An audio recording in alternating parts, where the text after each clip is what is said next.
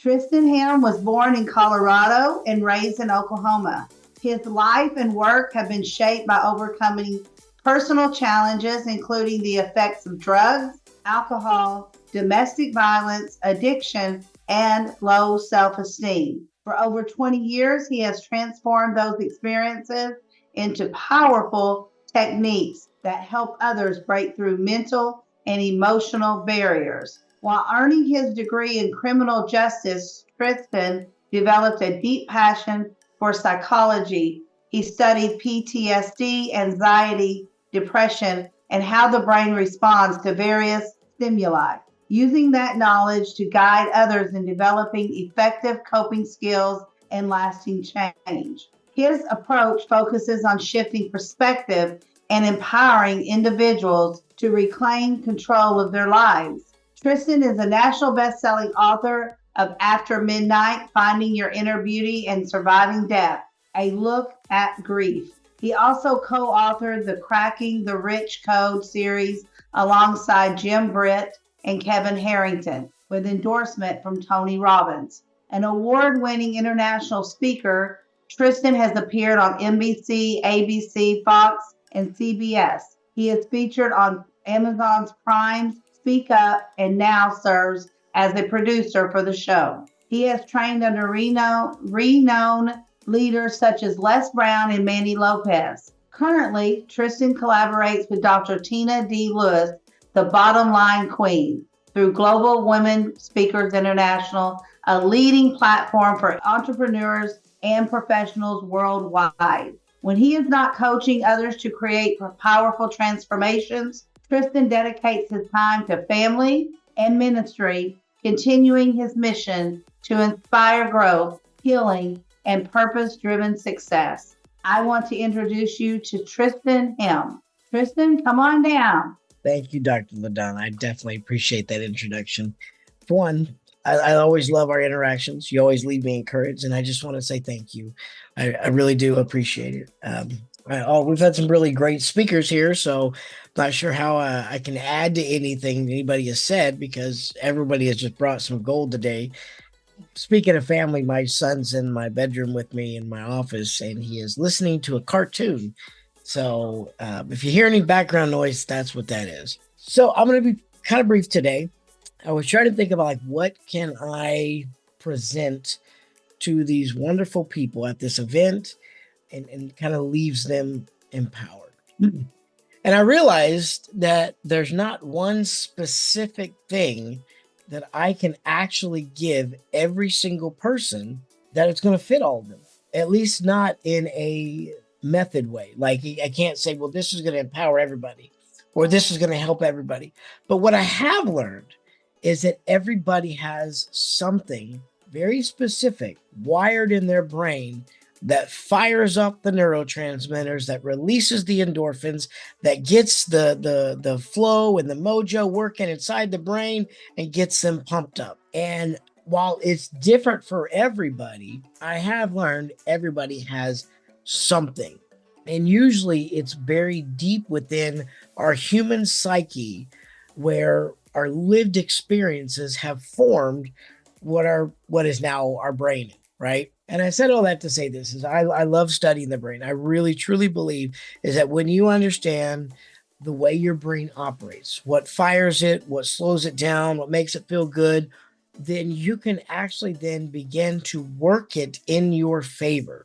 And I'm not necessarily talking about like the Briggs-Abney personality test or the Gallup-Clifton or the real colors. I mean, those are all very accurate and very, very good.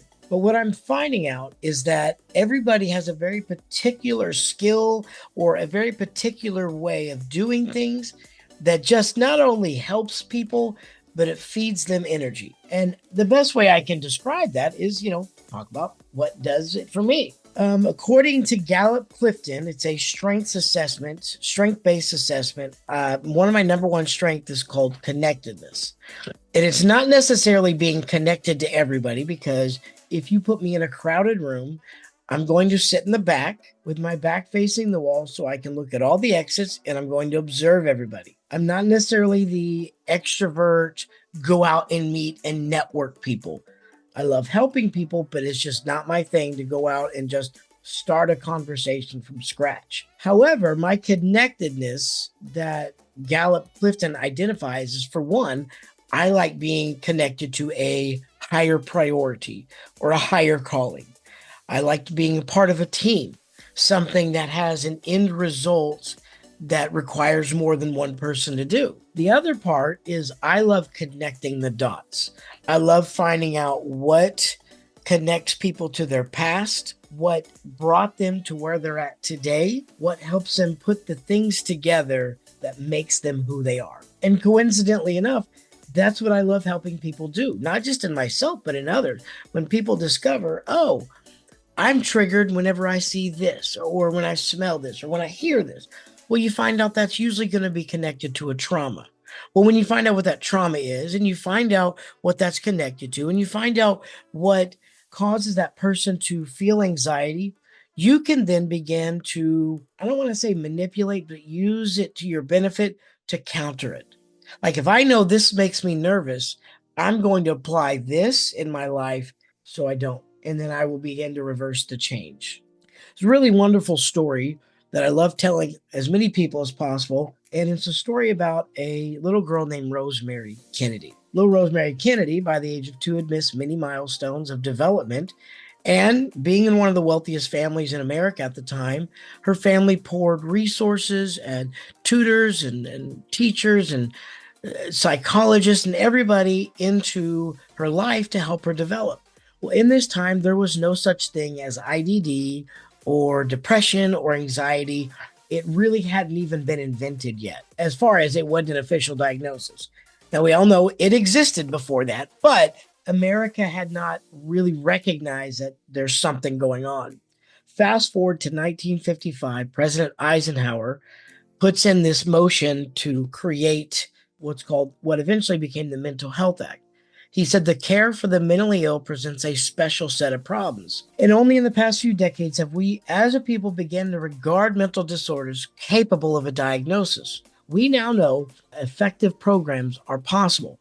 And that's almost a direct quote. Like, that's how many times I say this, because I love telling that story. When I tell that story, it fires me up. It gets me motivated. Again, the connection. Well, he sent that little mission statement in 1955. It came back in 1961. He was no longer the president at the time, a man by the name of JFK. JFK was the first televised debate. Long story short, people went over, ask not what your country can do for you, but what you can do for your country. Over the guy who goes, I am not a crook. That was my Nixon and Kennedy impression. It wasn't that good, but it's okay. But we all know him. So anyways, it's the first time in America that people get to see the two candidates going for president. Well, JFK was elected. Well, the report comes back 1961, and now JFK has got all of this information that Eisenhower started. JFK, if you haven't already connected the dots, is Rosemary's baby brother. And so now we have somebody who has a ton of information on mental health research. It's like more than Google and Wikipedia, right? The real professionals, not a bunch of keyboard warriors. Like, real research has been done in the hands of somebody who has authentic and real and raw experience with mental health. Well, little more story to Rosemary is her father had a lobotomy performed on her when she was 23. She didn't even know about it until she woke up from the anesthesia the next day. She was placed in an institution and pretty much left alone for the rest of her life. One of the few people who consistently visited her was JFK. And I said all that to say is JFK was in a position, and he had this experience, this very traumatic, very daunting thing that happened to his sister. And now he's also got this responsibility. And I firmly believe with everything in me that he continued to look at what happened with his big sister. And that was why he pressed so hard for the Mental Health Act. The Mental Health Act was passed on October 31st, 1963. 3 weeks later, he's in Dallas, the top's down. It was the last piece of legislation that he signed before he was assassinated. I know JFK did a lot of other things. I think he did something with the man on the moon. I'm kidding. But the point is that his greatest accomplishment was what motivated him, which is then linked to what happened with his big sister. And I'm sure we could go around the room, we could all tell these stories about why we do what we do. And I'm pretty sure it's either in telling that story or in reliving that story or in something that a fire can be rebuilt inside of us. You see, as we do this jobs that we do, public speaking and coaching, which ironically is the number one fear in the world is public speaking, but yet here we are doing it. We can experience burnout, that feeling of helplessness, that feeling of I've been giving, and I haven't been getting, and I'm just tired and I don't want to do this anymore. That's essentially burnout. And what I have personally experienced is that when I find out the things that motivate me and I find out my why, my story, my little Rosemary story, usually it gets me fired back up. I get a little bit more excited, a little bit more like, okay, you know what? I'm going to keep doing this.